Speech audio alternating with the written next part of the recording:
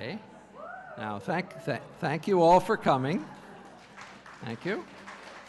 We have a very distinguished and successful panel of Scandinavian authors of thrillers up here, oddly enough, since that is the topic we're going to be talking about. I want to welcome you to this session.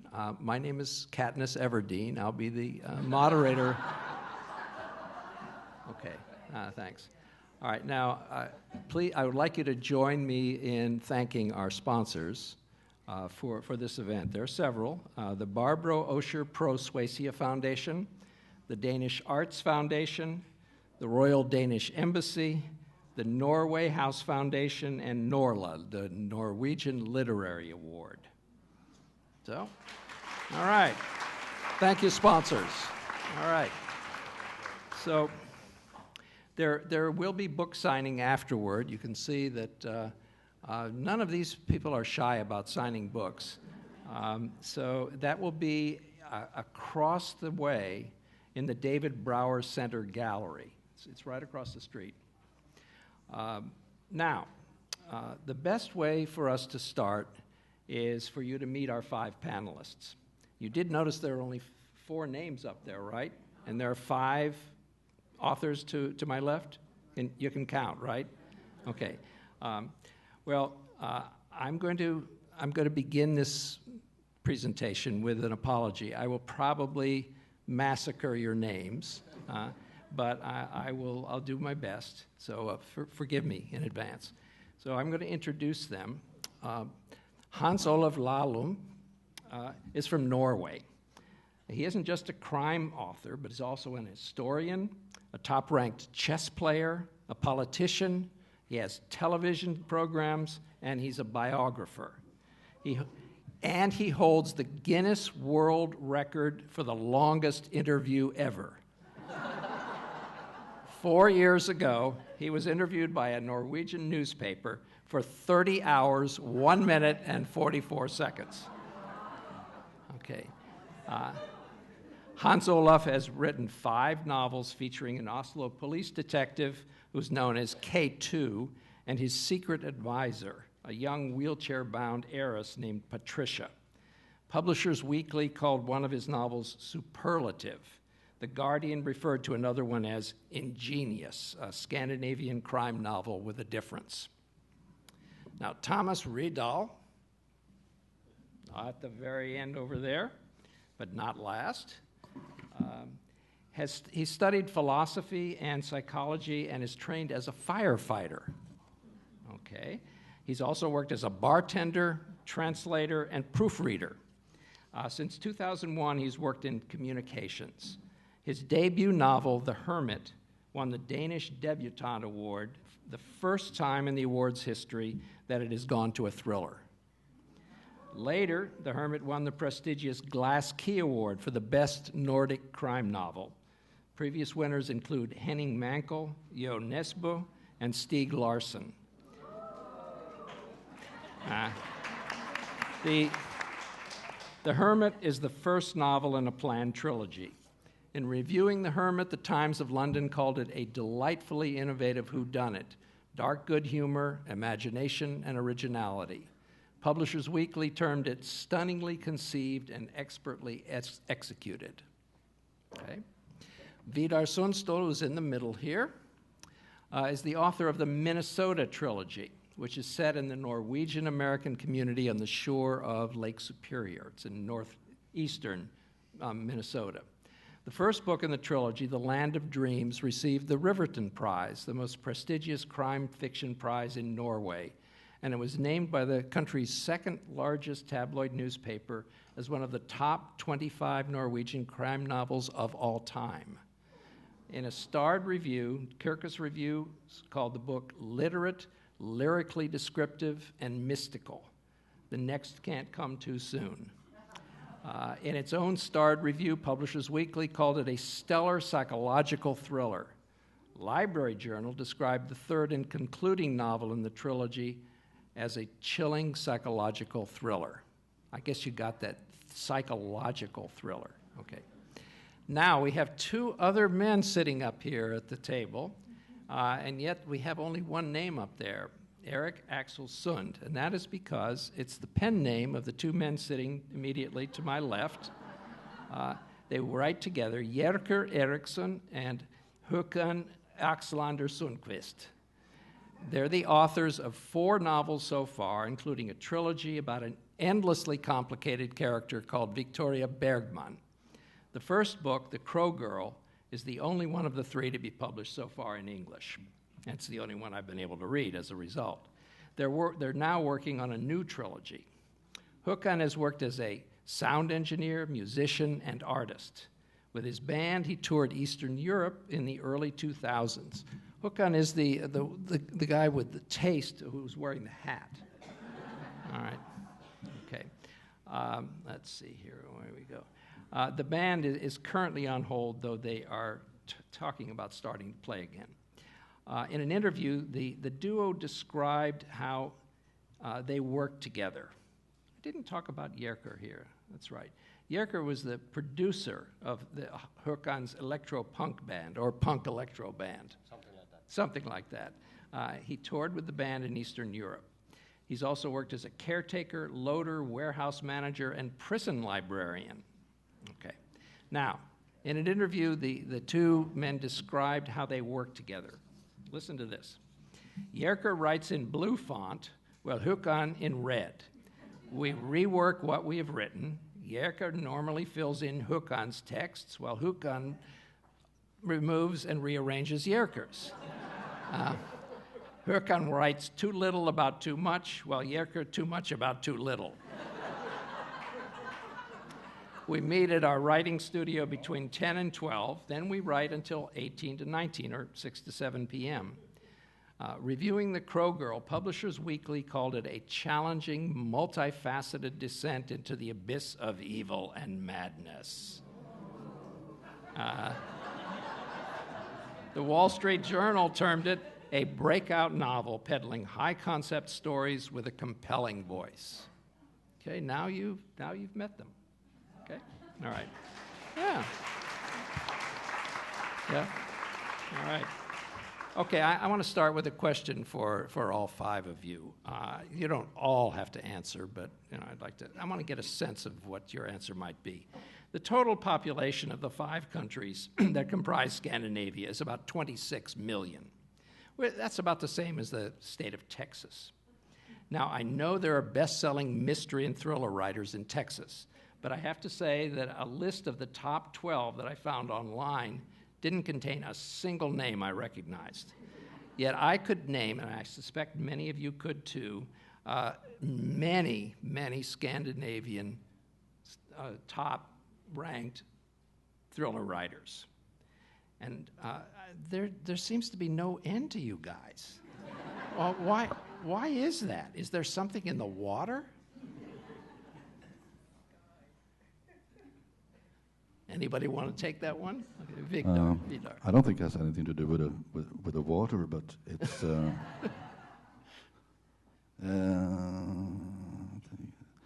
it has become sort of a phenomenon and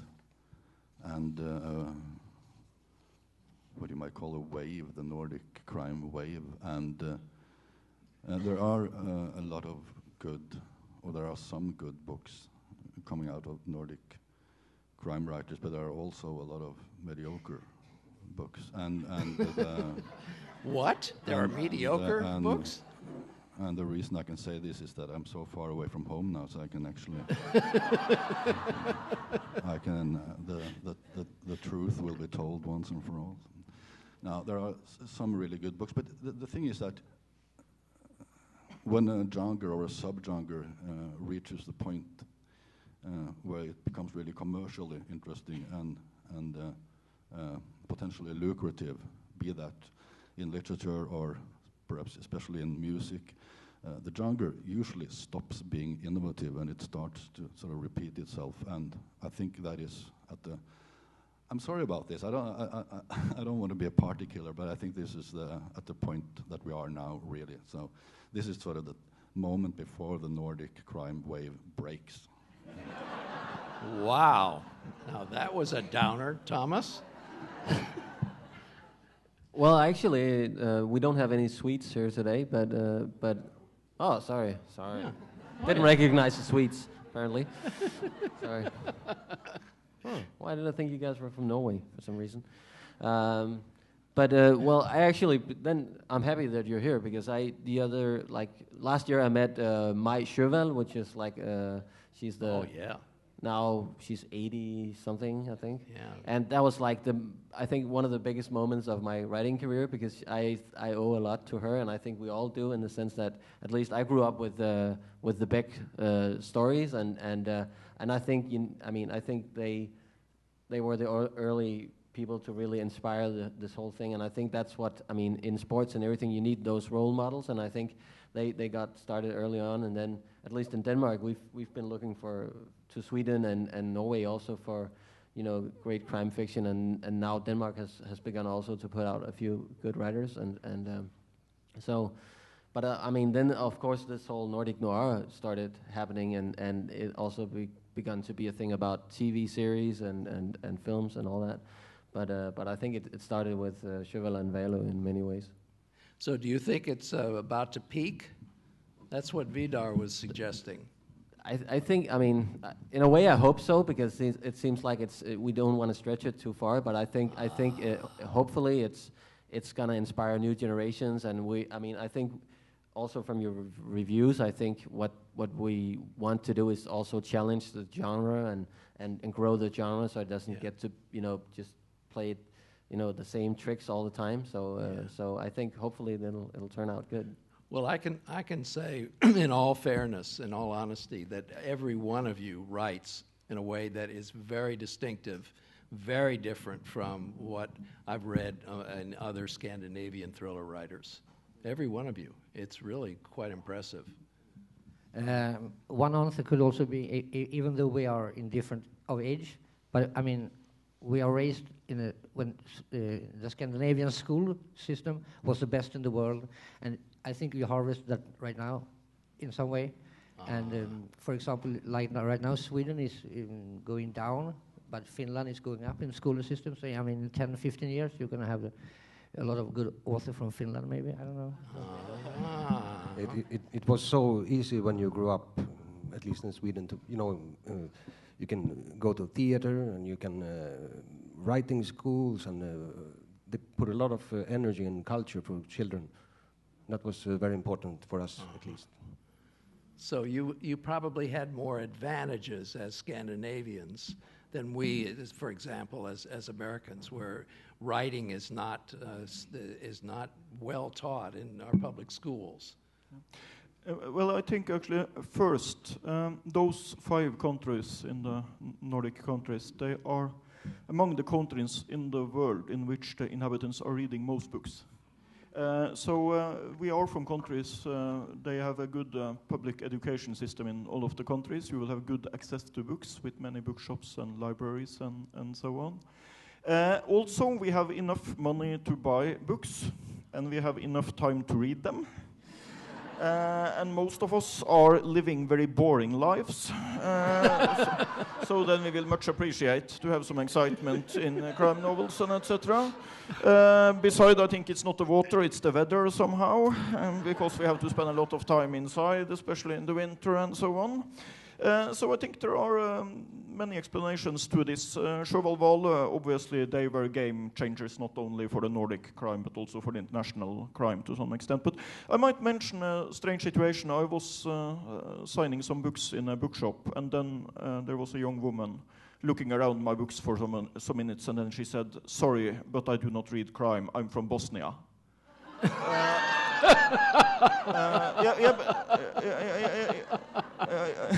Yes, I know, but still, I had no problems whatsoever to understand her situation, because she had been a child, obviously, during the civil war in the former Yugoslavia. And obviously, she did not enjoy, for understandable reasons, to read crime. But very few people in Norway will have this situation. And also, we are very interested in history, and we have had only one war, the Second World War, and we can still write books about it. many years ago, and etc. So I think there is a mixture of reasons for this. I don't think it's at a peak, actually. I think it will continue. And you mentioned that we have very many different writers, so there are different kinds of crimes, I think. Yeah. But I never meant to say that we're all going to vanish. I think, no, I know that. Like on any other field, there will be quite a few authors who will be just remember. I mean, what's good will be remembered. Yes. In every field. But another very good, interesting point about Scandinavian crime fiction is something that Hans Olav almost sort of touched now, is that Scandinavia is probably the most peaceful part of the world with the lowest crime rates. Yes. Like in Iceland, there is perhaps one murder every 10th year, and every year there is like at least 10 murders in every crime book. So everything is turned upside down. So that is really a strange phenomenon, and I'm sure there has to be a sort of sociological explanation to that. Why so many people in Scandinavia are so fond of writing, of reading very often very brutal crime fiction. I think it has something to do with the peaceful and mundane life that people live. It's a way for them to sublimate their violent impulses. Sorry? To talk about it psychologically, they will sublimate their violent impulses by reading about violence. Does it make any sense? Yeah. Okay, some of you are therapists, I know. We're in Berkeley, right? Okay. But I think actually that people in the Nordic countries, they are unfaithful for the same reason that they are reading crime books. And they will need some excitements in their rather boring and safe lives. And I would like to say from this perspective, it's obviously much better that people are reading crime novels than being unfaithful. So we are actually useful for something. Okay. All right. Well, I think we have beaten that question to death.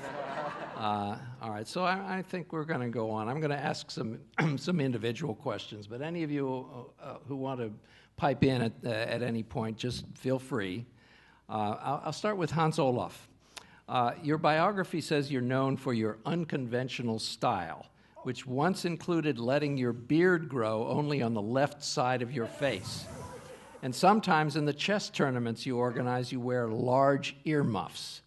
No. But you look perfectly normal to me today. Have you gone straight?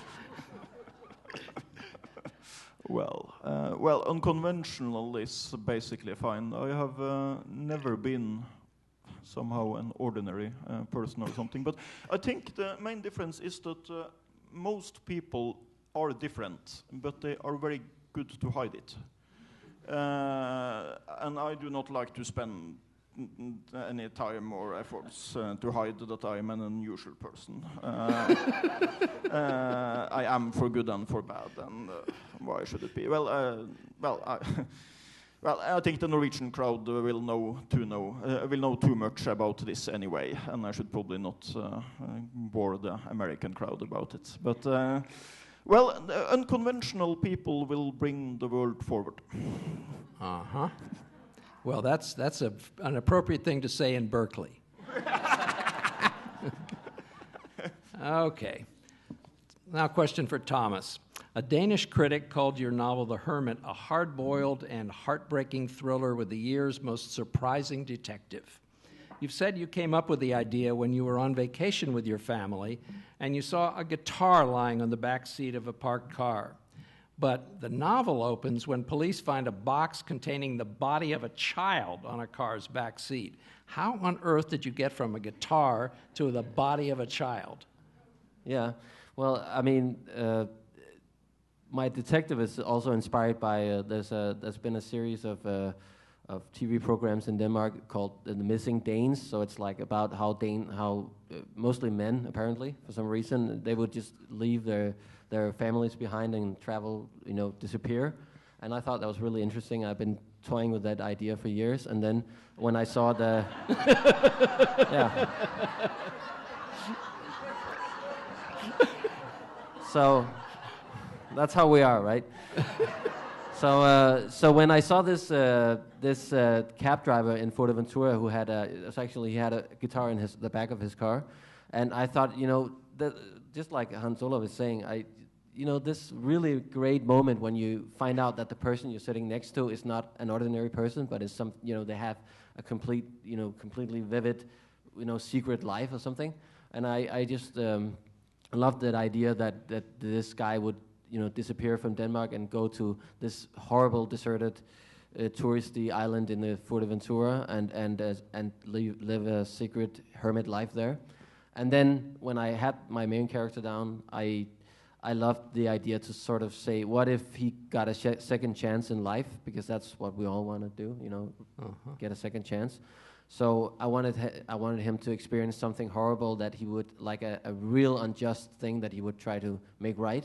And then he's an older man, and then I liked the sort of the harmony that it was, finding this kid's parents and making that wrong right again. So that would be like a purposeful way for him to get started again in life. So that's how it got together. Yeah. Well, okay, great.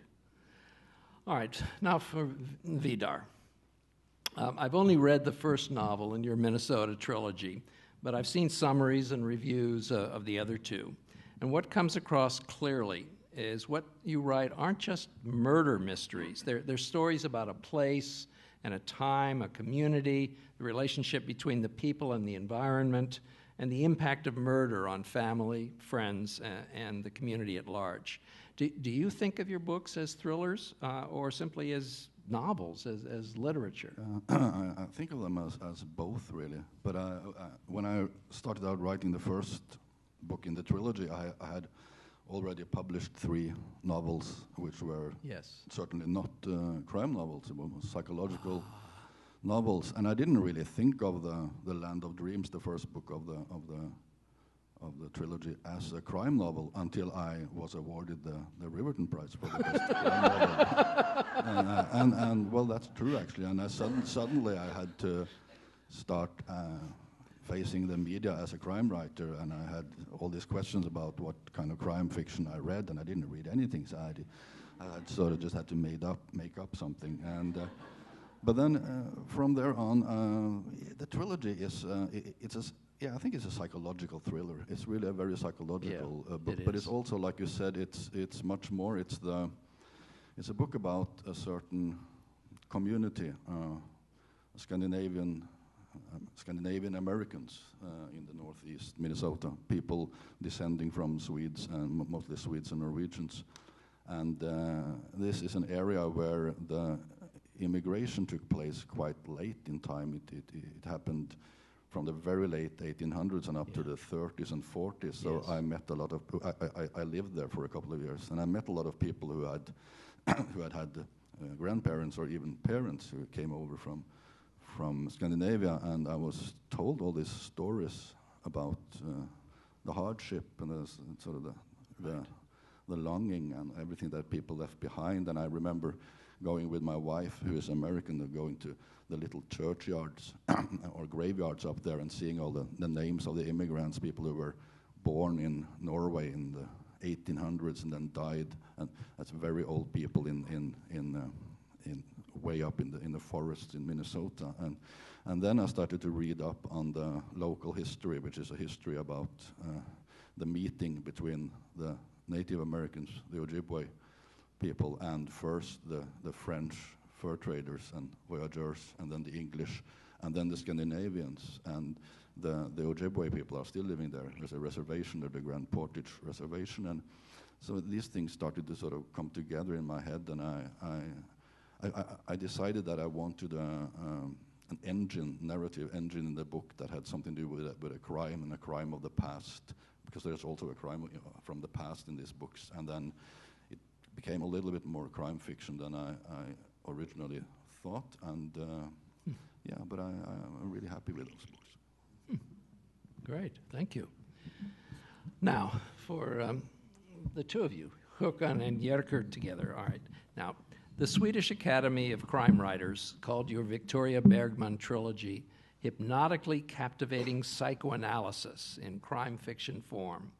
And there's no question that you've delved very deeply into what psychiatrists call dissociative identity disorder, or is more commonly known as multiple personality disorder. Now, I'm just crazy enough myself to understand what you wrote, and my brother's a psychiatrist, so that helps too. But you guys are artists and musicians. How do you know so much about psychoanalysis? Are you crazy? Actually, we don't. The project started as like a sort of self-therapy for us. I was a patient and he was a psychologist. And then after 200 pages, it changed. I was the patient and he was the doctor. And Jerker had been living together with a psychologist for like 12 years or something. So, yeah, he knew a lot. And then we realized that the brain is very complicated. You can almost write about anything, and it's going to work anyway. You just have to find the right terms for it. That was hard from the start because we had a lot of English literature, and there were no translation to proper Swedish. Oh, so we had to, especially in this case of multiple personal disorder. Yes. But everything started as an experiment, and it was not even a crime story from the start. No, like the first 250 pages, it was still two people sitting in a room talking. Nothing happens. Very boring. And then we heard about this man, Stig Larsson, and we said, yeah, let's bring in a dead body. And then the police. And I mean, crime genre is quite convenient in that way. You can fill whatever you want in between the murders, and we fill it with psychology. We tried to, we were also very angry from the start when, I think the books are born in anger. We were angry about everything. And we have to, put it on paper. Why are you angry? It's very personal stuff, but but we were at the same time in the same position in life, and we started writing. He was the only reader for me, and I was the only reader for his texts. So, in some way, we challenged each other. Who could be the most gruesome? And and if he started to like a person, I immediately killed that person. And so. Håkan is very sadistic. Okay. All right. Well, I think I think I'm going to leave that one right there. Okay. So let's go back to Hans Olaf. I've only read one of the 5 books in the K2 and Patricia series. What? So far. It was Chameleon People first. But it's clear from the novel and from reviews of the others that you write classic whodunits. At least that's what critics say. And they compare you often to Agatha Christie. Is this a fair comparison? Are you consciously writing in the same vein? Yeah, well, it's a bit funny, in fact, because I had a very critical book review in one of the largest newspapers in Norway. How unpleasant. Rather shocking, actually. But then the reviewer, he concluded that this Hans Olav Lahlum is nothing but a reborn Agatha Christie. And I will try to survive with it. After all, he's the best crime writer ever and crime queen and so on, so I'll try to survive. But it's only partially true, I think. I'm inspired by Agatha Christie about the plots. I try to make logical plots. You should have difficulties as a reader to find a better solution than the one I will offer in the end. So about that, Agatha Christie is a rather fascinating writer because she's a brilliant crime writer and she's not a very good novel writer somehow. She didn't want it, simply. She didn't try.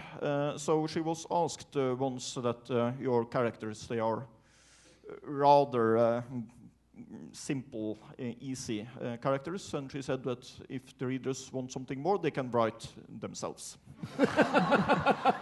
So I think I will try to combine this idea about a logical plot with some a little bit more deep characters and so on. But it's a bit special. You see, in Norway we have, for example, a lawyer writing lawyer crime. We have policemen writing police crime. We have a bunch of journalists writing journalist crime. And I am a historian, so I had to write historical crime somehow. We know how the absolute highlight, we have an opera singer writing opera crime. But I think somehow I had to try to write historical crime. And in my historical books, I write a lot about the 60s and 70s. So it was a very interesting time period. And not the least in San Francisco, I think also a very interesting period in history with the end of the 60s and the beginning of the 70s. Oh, absolutely. You are still in it, actually. Okay. All right. Well, Thomas, you're now a very successful writer with an award-winning bestseller behind you and 2 more novels on the way. Your bio says you attended the Danish Academy of Writing. I'm curious whether you feel you actually learned to write there, or you already knew perfectly well how to write, and graduating simply made you more presentable to publishers. How much of your success is due to talent and how much to training and practice? Well, I think all of it is there's no talent. It's all practice. I mean, that's. I think from when I was young, I just loved playing complex, doing weird stuff with Legos, and of course being from Denmark. So, I just loved telling stories, and that just grew on me, and so when I got actually the writing academies, they say you're a writer when you get into the school, so it's not you're not really taught anything. It's like a big secret, but so and I'm apparently the first crime fiction writer to come out of that school, because they don't talk about plot or story or anything like that. It's mostly poets and other people who go there. So but it's very. I mean, it was. I thought it was. I mean, it was a great privilege to go there, and we actually went on a tour to San Francisco in '98. So I was here the last time with the school and visited some San Francisco writers. So it's, I mean, for me as a person, it was the first time I ever met other writers. So that's also the privilege of being here and meeting these guys and other people. And it's so it's a very lonely job on a daily basis. So coming here and meeting other writers is just great. Yeah. All right. Have any of the rest of you studied writing, or have you just all done it? I went to a writer school, which is pretty much the same kind that you went to, I guess, in Norway many years ago, and there too is the most. The normal thing is that I think I'm the only crime writer who's ever come out of that. But then again, I didn't start out as a crime writer, and I'm not exclusively a crime writer today either. So I write sort of different kinds of novels. But I don't think you can't.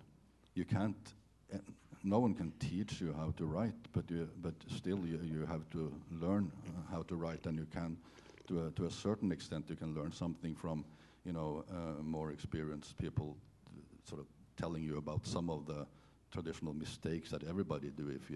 There are some certain mistakes that you can avoid, and like Thomas said to me back, this is a long time ago when I went to the writers class, but to me it was very important back then to meet real writers that I had heard about and that I had read, and it sort of gave me some sort of self-confidence. But generally speaking, you just have to write. I mean, it's in the title. You're a writer. That's what you do. You have to write. You can't do anything else. Write and read a lot. All right. Well, Vidar, Hans Olav, and Thomas have all mentioned other writers who have been influential, even though you may not have named them in your case. What about you guys? Have you been influenced by other writers? Well, both me and Håkan are more, like into classical literature, like Vonnegut. Any? I mean, have you learned about writing from reading other writers or from talking to them? No. No, simply not. Actually, we are self-taught. Yeah. And we do mistakes all the time. For example, we don't know prepositions. No. Because we are from a town in Sweden where the dialect are, very different. Yes. So. Oh, so you leave out the prepositions, Yeah, and the publisher puts them in there. No, we learn on the way. Yeah. Oh, okay, all right, Something like that. all right, okay. But we both have been writing all our lives, and if you like to tell stories, as you said, and if you like to lie a lot, then it's a good start. We made our first books when we were 4 years old, couldn't read. Oh, that's Just very interesting. Tell a story to your mother, do some paintings, and that's the book. Now he's lying. Oh. Okay. I don't know what to do with that one. Okay. All right. So, Vidar, in an online interview, you said, "I know a lot about the law of silence because I'm a Norwegian." What's that about? Are Norwegians and maybe other Scandinavians really so taciturn? You don't seem like it. Why? Well, I think it depends on what kind of environment you come from in Norway or in Sweden. I mean, it's not the same. It's both the question of if you grow up in a rural area or in the city, like I grew up in a rural area. But it's also a question about, I guess, just social background and psychological background. But yes, I certainly think there is a certain. I wouldn't call it a tradition because it's not a healthy thing, but it's a certain law of silence that is still very prevalent in Norway. And the reason I talked about it was that I immediately recognized it when I moved to Minnesota. And before that, I used to live in Kentucky, which was sort of an exotic place for me. I just ended up in the States sort of just because I met a woman and I liked her a lot, and she, for some reason, she turned out she liked me. We're still married, so I'm beginning to believe now that she must like something about me. But anyway, she just dragged me all over the States, and we ended up in Minnesota because she's a biologist and she got a job with the U.S. Forest Service up there.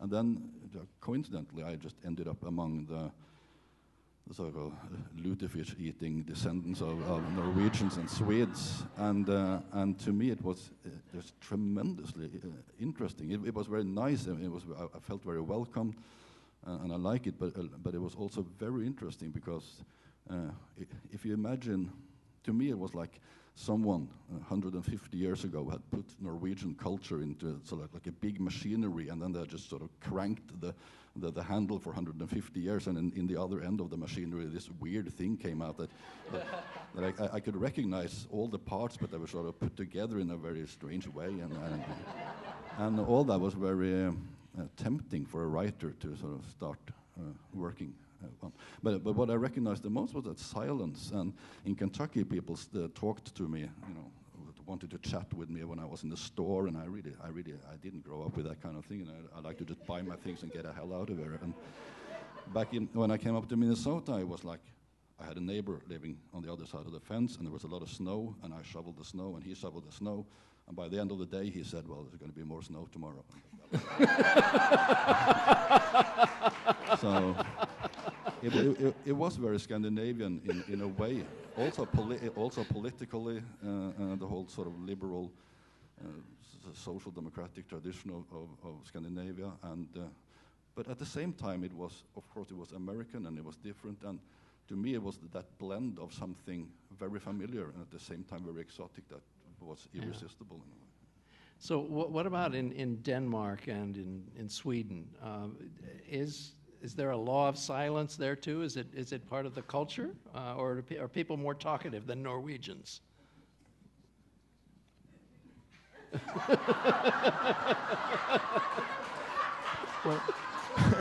But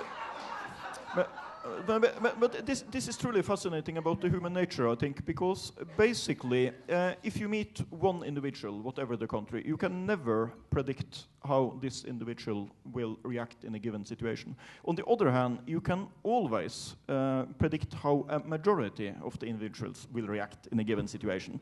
And this will vary from country to country and also from various parts of the countries. In Norway, we used to say that in the north of Norway, people will not say anything for good about you before you have left the room. While in Oslo, it will be, in our capital city, it will be the other way around. People will not say anything for good about you after you have left the room. So I think you will find some fascinating situation. We have not mentioned the Finns, but maybe I should. We used to say in Norway that how do you know that a person from Finland is trying to get in contact with you?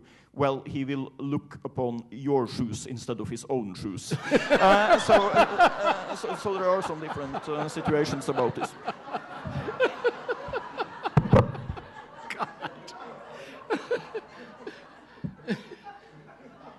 So, no comment? All right. Okay, well, I'll Actually, just one detail about silence. In the northern Sweden, to save energy, you say, instead of yes, you say, so you breathe in energy while you're talking. I see. Okay. All right. So there's a logic to it then. Yes. Okay. I got that. All right. So this is another one for Håkan and Jerker. I've already related what you told an interviewer about how you write together, but what's not clear is how two guys could possibly come up with a devilishly complex plot in The Crow Girl. I haven't been able to read any of your other books since they're not yet published in English, but to judge from the reviews, I assume they're pretty complicated too. So how do you plot your stories? I gather you didn't work everything out in advance. How do you do this? You make this up as you go? It used to start in a pub with a napkin or something, and a pen, Okay. and that's the whole book. Like 4 or 5 sentences. Oh, so you do work it out in advance, more or less. Yeah. But a lot of detours also. We go like that instead of that. Yeah, we allow ourselves to make mistakes all the time. You know, like sort of a trial and error in many ways. Right. Even with the plot. So Interesting.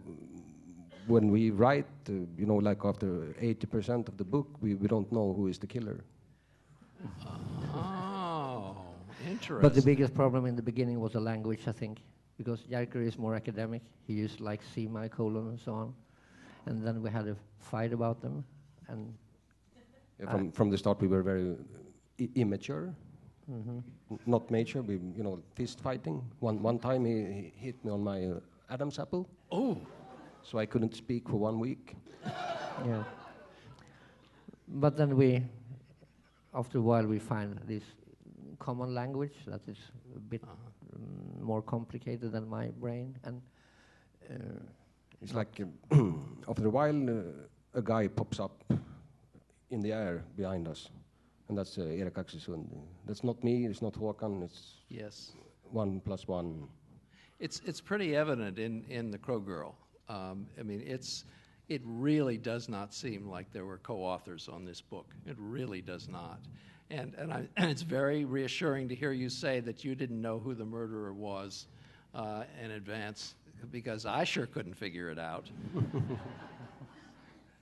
It's about getting into a feeling of insecurity we like, because then anything can happen. And also when it comes to, especially when you're 2 persons writing, the other one can surprise you Right. with anything. Yeah. And it makes vital, maybe the right word. Yes, that's good. Interesting.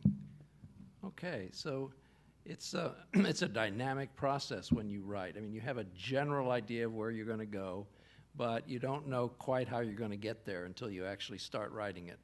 Is any of the rest of you have similar experience? I can Thomas? definitely relate to that, because I can just say that when I wrote the trilogy, the Minnesota trilogy, I guess that took me 5 years, and I didn't decide on who the killer was before at the very, very end of writing the third book. But that was all. I knew all the way that I had, like there were like 3 different possible sort of solutions or explanations to what had happened, and so I didn't really have to decide. And that was one of the reasons that it was such great fun to write those books, because I too had that tension and that suspense. How is this really going to end? How am I going to pull this Right. off. And That makes it more fun to read, too. Yeah, and it certainly makes it a lot more fun to write, I think. But some writers are totally different. Some writers plan things like very, very carefully in advance. I could never do that because I'm depending on that has to be a certain mystery to myself, to write these books. Uh-huh. Yeah, I feel a bit the same, but I also felt like when I was plotting out my this first book, I found out that there was a lot of different places in Fuerteventura, which is the island where it takes place, that I really wanted to include in the story, and I got more and more ideas for the book. So I planned out 3 books, so it became the trilogy. So in that sense, I know what's going to be in each of the books, but I don't know exactly how it's going to play out. So, Right. but I mean, for me, it's also coming back to your question about the writing academy. Is that I think there's a difference between organic writing, where you just go with the flow and you end up somewhere completely, like if I go to San Francisco, I love getting lost in the city and all of a sudden you find somewhere new. But I found out if I really wanted to make a complex story, I couldn't do it that way. I had to plan at least, some of the places that I wanted to go and at what time in the story. And also you want the character to, it shouldn't be just flat line where he, one thing after the other. You want him to go through some stuff, so you need to build that. So actually it's a lot like composing, but then you need to also improvise and do the jazz once in a while. Mm-hmm. Yeah. Yeah, maybe I can add that first, I think this process is rather individual. It can vary a lot from book writer to book writer, and also, in fact, from book to book with the same book writer. My first novel, I made up the whole plot within 2 hours on a train. The second and the third, I think I spent some half a year or something, although I had the main character. It was actually a bit painful because I was just waiting for a similar experience and for an idea to come, so I took the train back and forth a number of times. But actually nothing whatsoever happened, and it became a bit boring in the end to travel with the train and wait for another miracle to appear, so then I had to try work in another way. I would like to mention about this, and this is important for me to mention, that I often feel that most people out there, especially full-time working parents with small children, they have no idea how demanding it can be to be a rich and famous book writer. Okay. And first of all, they don't seem to care. Okay. All right. Now, every one of you has worked with English language translators, and for that matter, with translators into many other languages as well. What's that experience like? Are you pleased with the results? Is there anything you can do about it if you aren't? Well, we had the opportunity to work with a guy called Neil Smith. He's from Norwich in England, and he visited us like 4 or 5 times, walking in the footsteps of the book. Oh. Looking at even houses. So it was very, very serious. And of course, then it was the first time that you could read your own book in another language. Interesting. So it was fantastic. Huh. Did the book change in its impact, in the sense it conveyed from one language to the other? Suddenly it became poetic. Wet? Poetic. Oh, poetic. Yes. Oh, okay. All right. Okay. All right. My bad. Poetic. Okay. Thomas? Yeah, I mean, like you guys are saying, the English version was the only version I had the opportunity to read when it was translated. I couldn't read the Japanese version or the Spanish version or the Finnish version. But what came up quite fast was that a lot of I use Fuerteventura like a real island, but I also make up a lot of stuff. So I moved cities around and I made up stuff about the island. So I got a lot of calls from the translators like, I can't find this city, and I can't. And there's a passage about there's a volcano on the island that's part of the story, and but I thought it was much more fitting with the theme of the story that it would be like a meteorite crash. Oh. So I just rewrote that and had like an expert saying that was a meteorite and stuff like that. And they were like trying to find this guy on Wikipedia and stuff like that. So I just told them, whenever you're in doubt, it's something I made up. So don't worry. Yeah. So for me, when these Minnesota books were translated to English or to American English, it was special because when I wrote the books, I never thought that they would get translated into English. I wrote them only for a Norwegian audience, really. Yes. And then, of course, the entire story of the three books take place in a certain landscape in America. And then suddenly that story, literally speaking, was brought home and people read it in that landscape in Minnesota. And to me, that was a very, sort of on a personal level, a very, very deep and satisfying experience. And I'm very happy with the translation, which was made by Tina Nunali, who has also translated a lot of other Norwegian and Scandinavian. Yeah, she's very good. She was even knighted by the Norwegian king, not because of the translation of my books, but in general for her work for Norwegian culture in America. Yeah. So I was extremely happy with the English translation. The other translations I haven't read. I can't read them, except for the Danish one. Right. Okay. So I hesitate to ask this, but I'm going to try. This is for all of you again. Who are your two favorite mystery and thriller authors? No fair naming anybody who's at the table. I think in an interview some time ago, they asked Donald Trump what two books had been most important for him. And believe it or not, he mentioned two of his own. So I will not try not to do the same. Christie on plot, Conan Doyle on characters, if I can add a third, then Simenon for his psychology. Oh, interesting.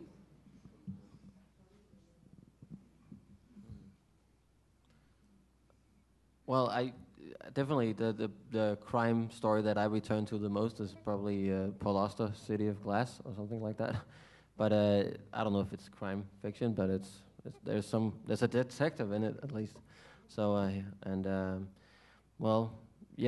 I probably have to say again the Cheval books, Cheval and Valo, I think. The which? The Cheval and Valo, the Beck stories. Yeah. Okay. Yeah. I don't know if I can mention two, but at least I could say that my favorite is the Icelandic Arnaldur Indridason.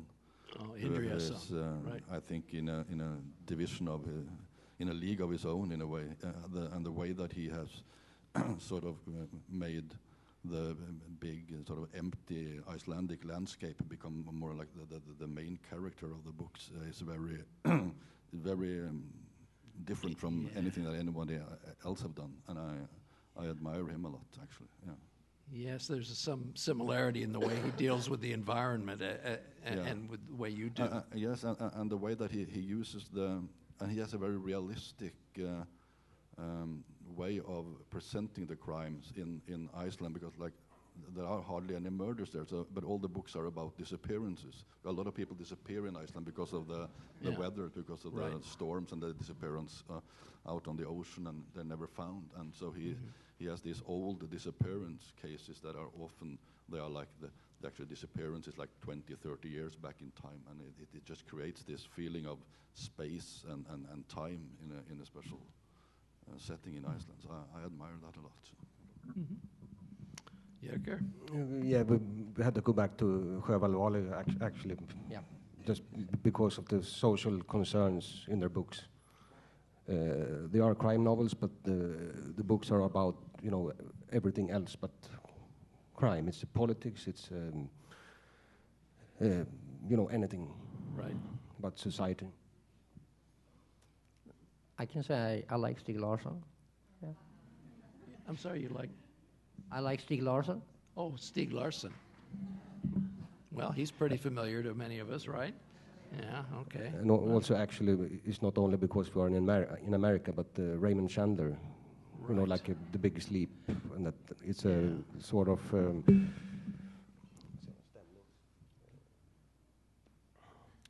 it's something between the lines. The mood of the book. Oh, the mood, right. Yes. Right. Okay. Yeah, he certainly did a good job of that. Right. You had a feeling that you were out there on the streets with Marlowe. Thomas? I felt like such a huge inspiration. I almost didn't see him, but it's like by far the authorship that I would, you know, if I could change my authorship with someone else, it would be him. It would be Stephen King, definitely. I mean, like my whole life, I've been like inspired by him. Not so much maybe the contents of his stories, but his themes and the way he describes people and the way you can have characters live through his books is just amazing. And I think, in a way, I think I owe all of it to him because he's been the writer going through my whole life. And it's not everything he did that I appreciate, but some of his books are among the best. Yeah. Mm-hmm. Yeah, he's very good. So before we turn to questions, is there anything that any of you would like to add that I haven't asked? I think I have an answer to the question, what is a good thriller? A good thriller is an exciting thriller which is not only an exciting thriller. You have to make some kind of difference or have your own project or your own idea or something. You have to not be just one in the crowd. You have to make something special out of it, I think, and that's rather important. I would like to mention that some of those action novels and so on, I used to say that they are what I would call computer game thrillers, because you will read it for 30 seconds and then the first person will be shot or killed by an explosion or something like that. If you are continuing to read, it will take about 60 seconds that the next person will be shot or killed in an explosion or something like that. And if you are counting in the end in this novel, they have killed about 50 persons with guns or bombs. There are only 3 persons surviving. 2 of them will marry each other, and the third one will be the murderer. Yeah, and I receive a few emails from people saying that you should write more like this. It's so exciting, and I think it's so boring. So a good thriller is a thriller that is an exciting thriller, but not only a thriller, I think. That's my answer. And I should quote a Norwegian foreign minister who said many years ago, "This is my opinion, and I have to respect it." Okay. If I'm going to say something about the thriller or crime genre, I would say that a really good mystery novel needs to be like the unraveling of the mystery has to be equally fascinating to the mystery itself. So like when the solution comes, because in 99 out of 100, it is almost impossible to end up with a solution that is just as fascinating as the mystery was to begin with. Right. So if you manage to do that, it would be like the perfect crime novel. I don't know if it's possible, but perhaps we can try. Huh. Okay. Should we do questions? Questions from the audience? All right. Oh, I think we're going to steal one of these microphones so that... This is going to be podcast, so Patricia's going to be running the microphone. If you have a question, Mal will recognize you, but please don't ask it till the microphone's in front of your mouth so that we can get that on the podcast. All right. Well, we have a few hands over here.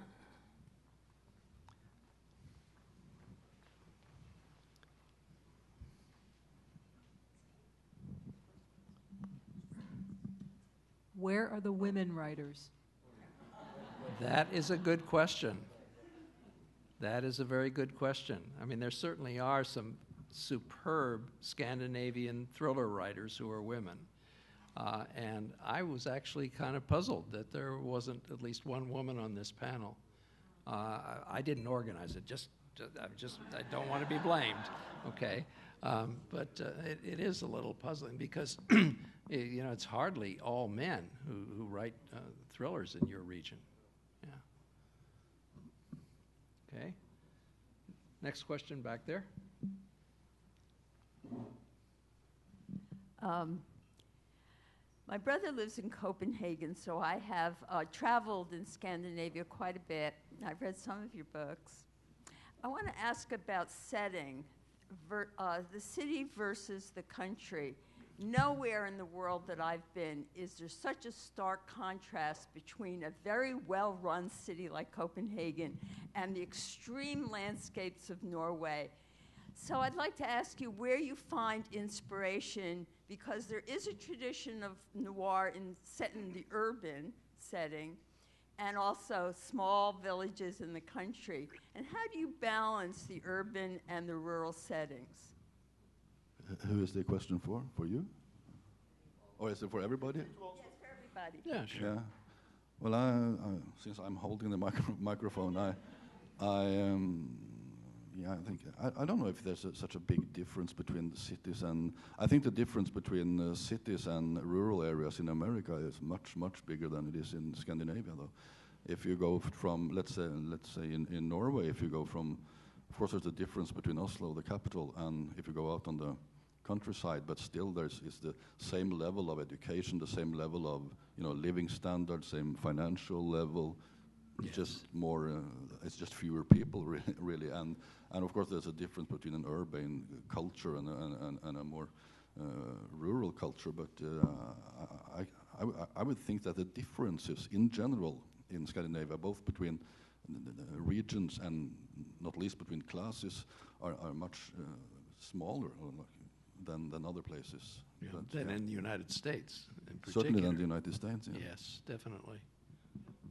Yes, I agree and I disagree, I think, because, yes, in many ways I agree, but on the other hand, the Nordic countries, also maybe Norway in particular, we have another kind of geography. Somehow I grew up in the north of Norway in a fishing village, and the local community, it had 1,600 inhabitants and 11 schools. One of them closed down because the last pupil had finished. So I think at least in part, but this is actually also a bit different but in between the Nordic countries. For example, in Denmark, it's a much smaller country about geography, but you have Copenhagen and the rest somehow. In Norway, it's a very long country with rather few inhabitants. So we would also have some very small local societies. I think both local small societies and big cities can be terrifying if you are using them in the right way. So maybe I can take a few seconds to mention one of the most embarrassing situations from my book writer life somehow. I guess you have all been in the situation, maybe, in which you are find a book is too frightening and you cannot continue reading. But I actually once found a short story too frightening, so I couldn't continue to write it. And this is probably a bit painful. Okay, next question. Thank you so much for a great panel. You guys are ready for prime time. I'm not done. Do you want me to hold it for a second? Okay. One of the things two cultural differences between what we have here and what you have throughout the Nordic countries is that we do not have the sagas, and we do not have the gods, the Nordic gods. And both of those bodies of stories contain a great deal of violence and a great deal of funny stuff and trickery. And I wonder if you could talk about your relationship to those indigenous cultural products. Interesting.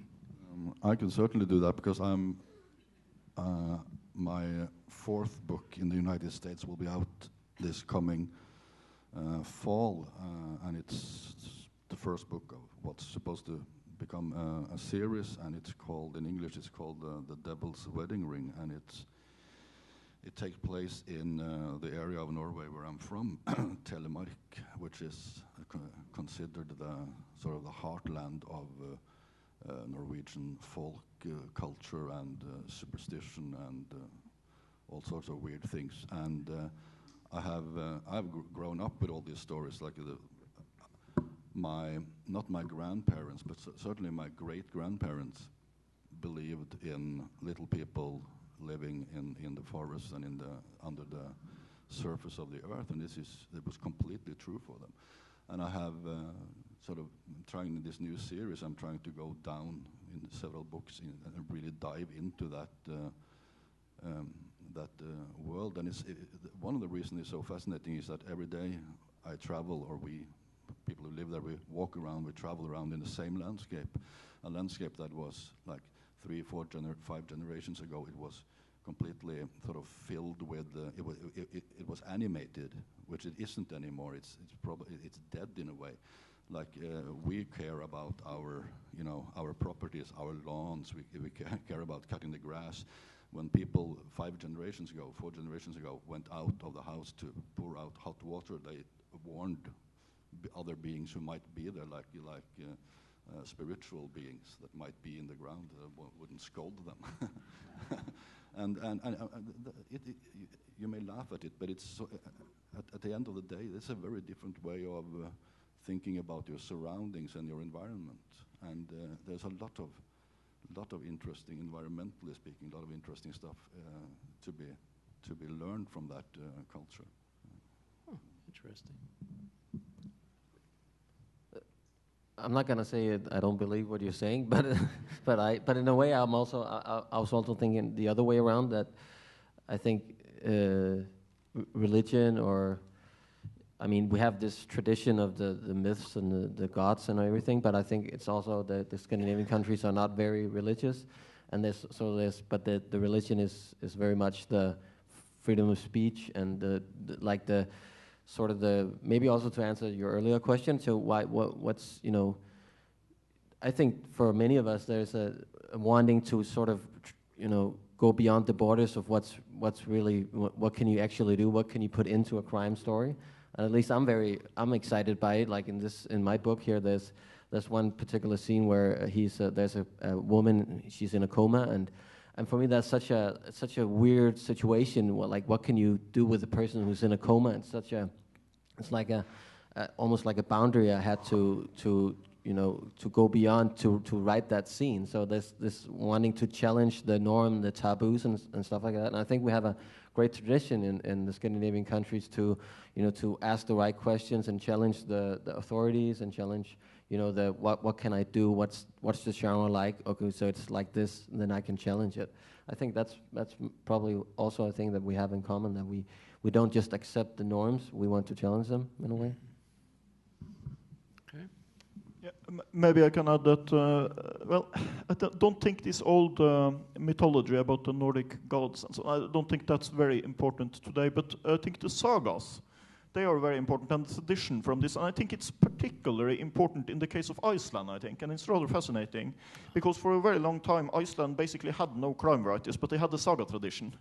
And then it came up Arnaldur, I agree, is a brilliant crime writer, for example. It's obviously there are some roots in the saga tradition, also for many others. Also, I think, especially in the case of Iceland, this is important. And you have some kind of animism, also believe in spirits in the nature and so on in Norway, which you can find only a few generations back. Mm-hmm. Okay. Thank you. I was curious, this is about poetry. Thomas, you mentioned that poetry, per se, was taught in your school, and I had just been to the session with Walter Mosley, the crime writer here, and he was saying how poetry had really influenced his writing. And I'm wondering if that's true for any of you, and how it is, if it is. Well, I mean, I definitely read a lot of poetry, but I also read a lot of music lyrics, and I try to get influenced by a lot of stuff. I think I get more inspired by other stuff than I mean, I get inspired by games or theater and all that kind of stuff. So, but I think poetry to me is related to music basically, and music is also a huge part of my inspiration, and I like language-wise or in literature-wise, I try to listen for the music in my writing, and I'm very inspired by the rhythm and the music in the language. So I try to put it in there, but I mean, poetry is so many things today. Also, which is good, but yeah.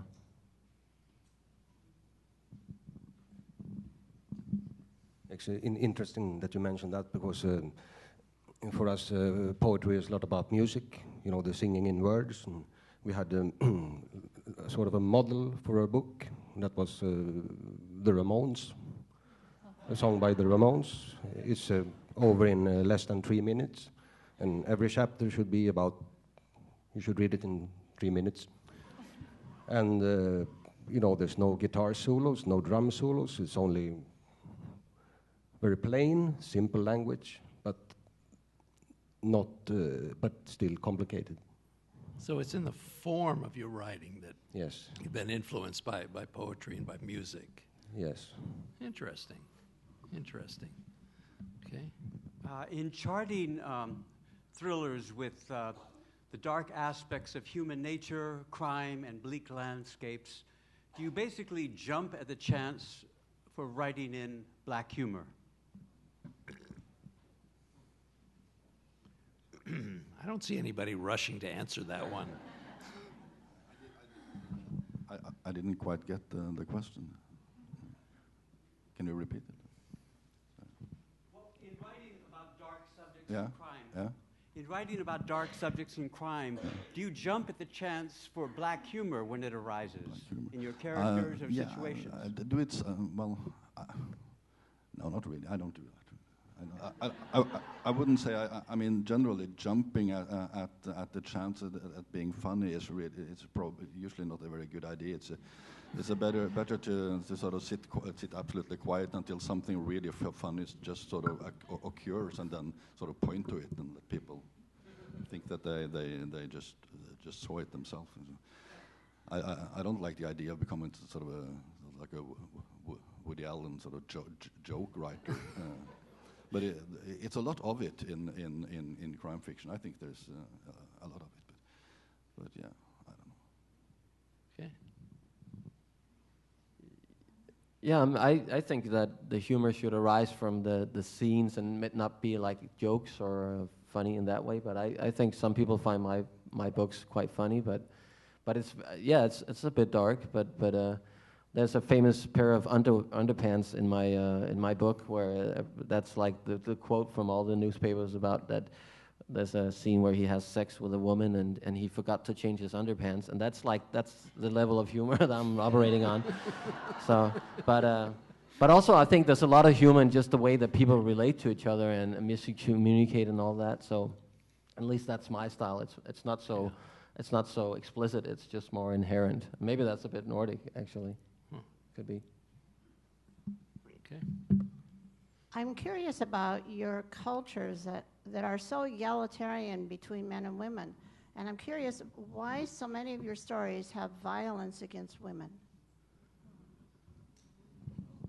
In my books, there are no violence against women at all, I think. So that's my answer. Well. Maybe it's because it's like that in real life. I don't know. Naturally, it came to us when we wrote. It's not only violence against women, but it's also violence against children. Yes. So, one is up here and one is down here. And the upper one will always beat the lower one. Yeah, unfortunately. Yes. All too common. I think a lot of the Scandinavian thrillers, mystery novels in general, are simply reflecting the society as the author sees it. And I know that everywhere in the world, domestic violence is common. And if you're writing about the worst aspects of society, you're going to touch on domestic violence. It's just inevitable, I think. It's sad, but there it is. So We had a question here.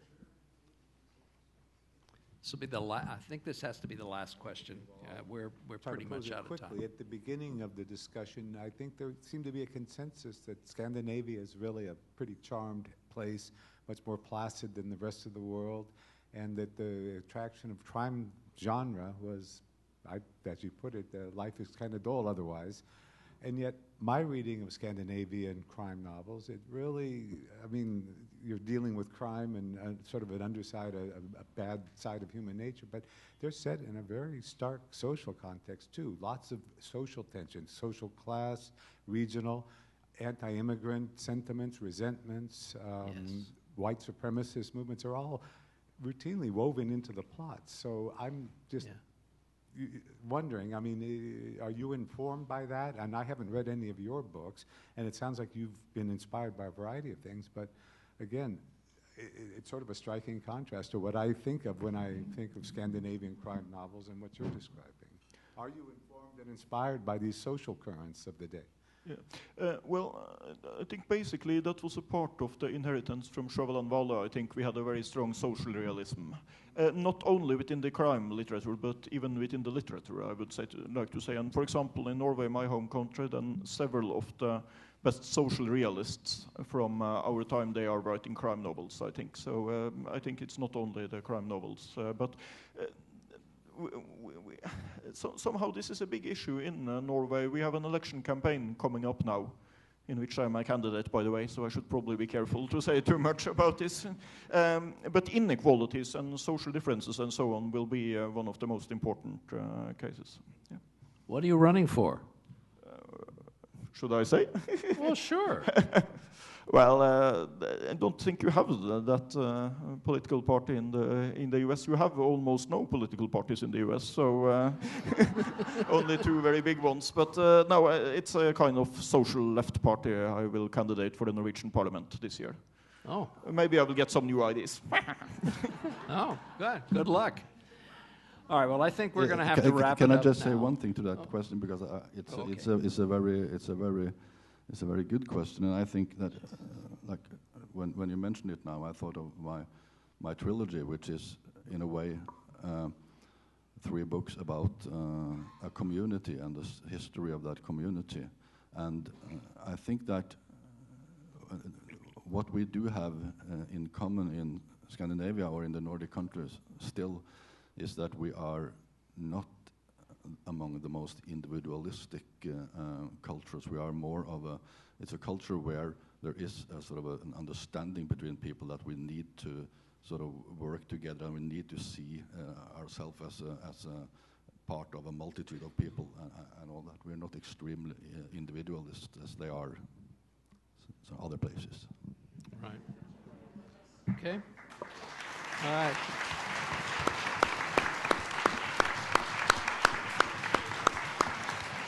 Okay, now